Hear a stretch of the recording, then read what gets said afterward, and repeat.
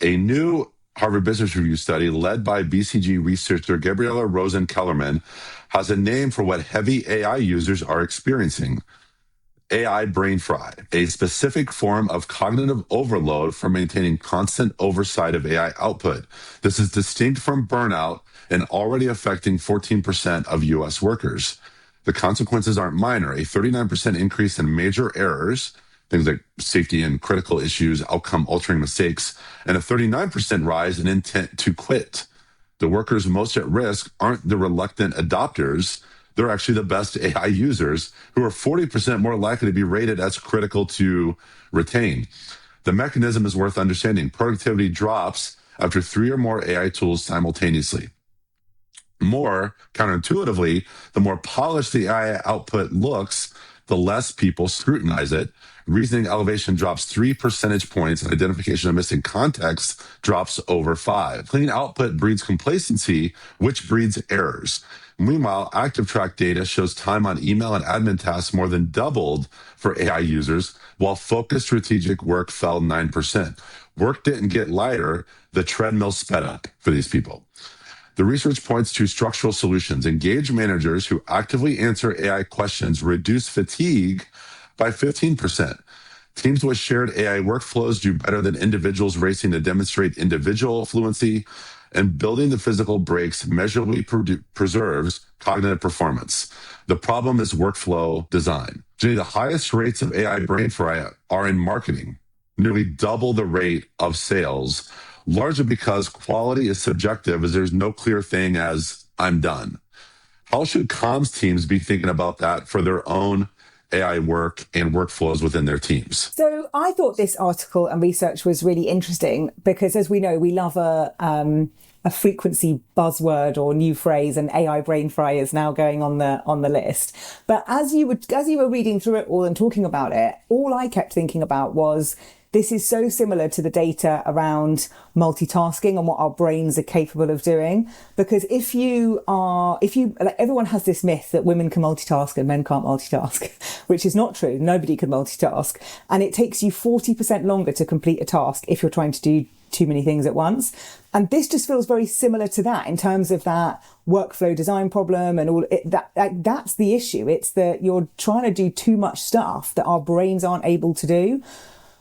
So I don't know that it's AI brain fry or whether it's just the fact that AI can do so much, but our brains can't. And therefore you've got that challenge that we've always had where we're trying to do too much when our brains just can't do it. Do you know what I mean? Like it just feels like it's another marketing buzzword when I'm not actually sure it's really anything new other than the challenge of AI being able to do too much. I don't know if this made its way over to the UK, but there was this old commercial in the US that was like an AntiDrugs commercial. And it was like, these are drugs, and then this is your brain on drugs. And it was like this frying pan and this egg would smash in the frying pan and it would fry. It was like, oh, you're frying your brain with drugs. That is immediately what came to mind. When I heard this, I was like, this is AI. This is your brain on AI. And what I think is so fascinating about this is that the very thing that companies are encouraging is actually destroying the work. The more people are using it, the more true errors they're making, and the more people want to quit. And so, the fact that it talked about the productivity drops after people are using all these different tools simultaneously, because that's what we're being told. We're being told, use this forever, use Gemini for images, use Claude for this, use ChatGPT for this, use Copilot for this. So people are doing what they're told, and it's not creating what people want out of it. Yeah. It's almost like we've forgotten that less is more.